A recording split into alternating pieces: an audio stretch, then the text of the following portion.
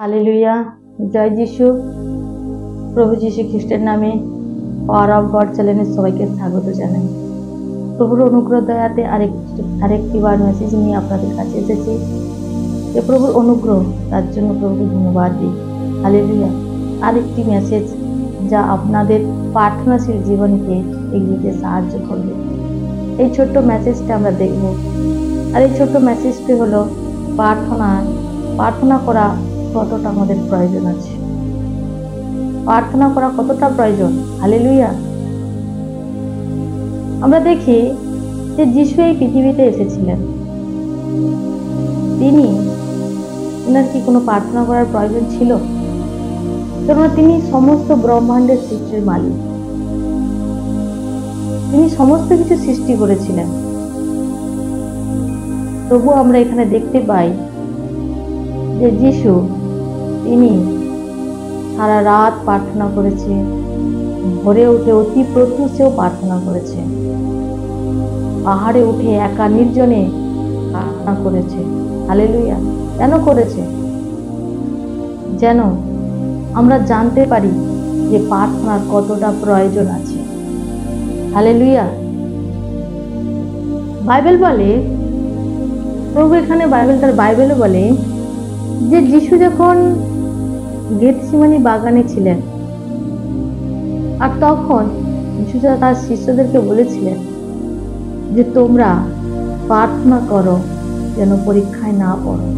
Hallelujah. কেননা আমাদেরকে প্রার্থনা আমরা এই জন্য করবো যাতে আমরা পরীক্ষায় না পড়ি।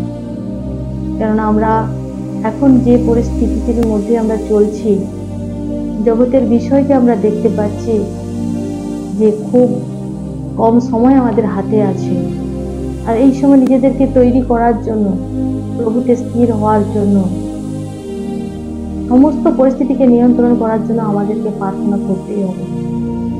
প্রভু আমরা দেখতে পাই যে দাউদের বিষয় এখানেও দেখতে পাই আমরা এখানে যে দাউদ 3 বার প্রার্থনা করতেন, সকাল দুপুর রাত্রে প্রার্থনা করতেন।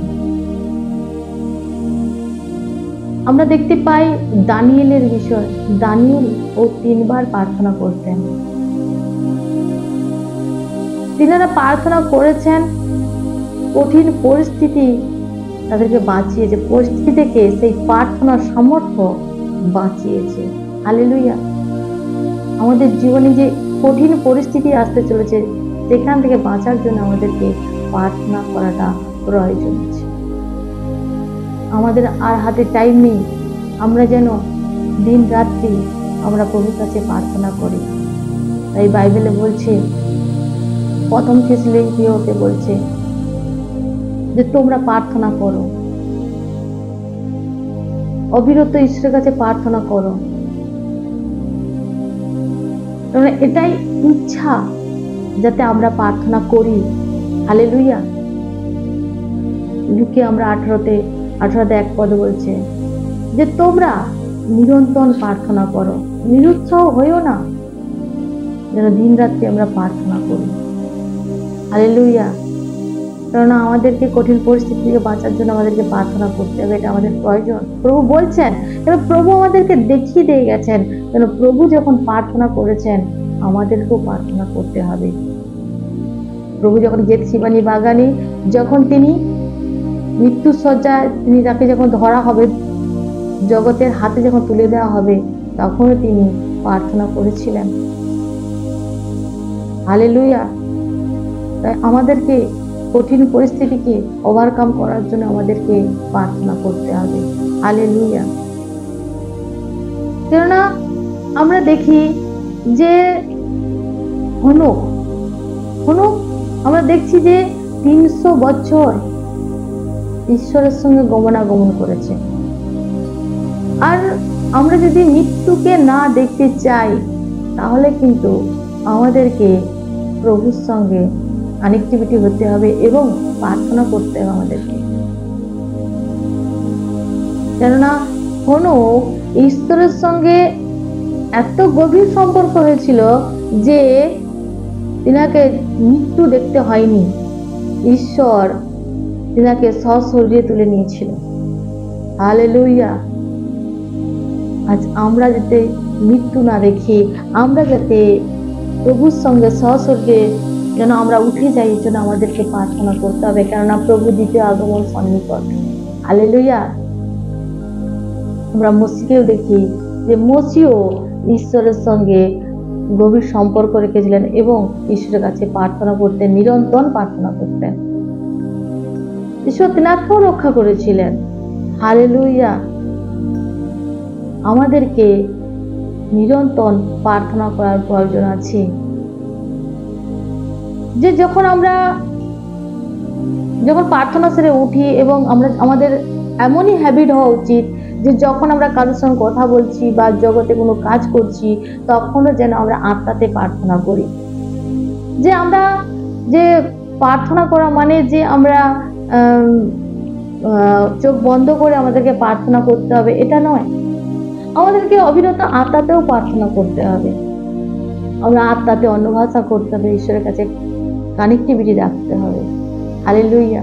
যে নিরন্তর প্রার্থনা আমাদের জীবনে এটা হওয়া উচিত, যেন আমরা নিরন্তর প্রার্থনা করি। হালেলুয়া। দেখি আমাদের যে আমরা এখানে দেখতে পাই, পেরিতে 12 অধ্যায় 5 পদে আমরা এখানে দেখতে পাই যে পিতরকে যখন জেলে বন্দি করা হয়েছিল, পিতরকে বন্দি করা অবস্থায় জেলে রাখা হয়েছিল, আর পুরো চার্চ মিলে আর তারা প্রার্থনা করেছিল, এক মন হয়ে প্রার্থনা করেছিল। আর সেই এক মনে প্রার্থনায় স্বর্গদূত নেমে এসে পিতরকে উদ্ধার করেছিল। হালেলুয়া। আজকের আমাদের প্রয়োজন, আমরা সমস্ত ক্ষেত্রে আমাদেরকে ঈশ্বরকে প্রয়োজন, কেননা আমরা প্রার্থনা বিনা চলতে পারি না। ঈশ্বরের সঙ্গে কানেক্টিভিটি, প্রার্থনা যদি না করি তাহলে কানেক্টিভিটি হতে পারে না। এই জন্য আমাদের প্রার্থনা করার প্রয়োজন আছে। আমরা প্রার্থনা কেন করব? না, আমরা প্রার্থনা কেন করব? যে আমরা বাঁচার জন্য, রক্ষা পাওয়ার জন্য। হালেলুয়া। আমরা প্রার্থনা করব ঈশ্বরের সঙ্গে চলার জন্য, যাতে আমরা ঈশ্বরের সঙ্গে গমনাগমন করতে পারি।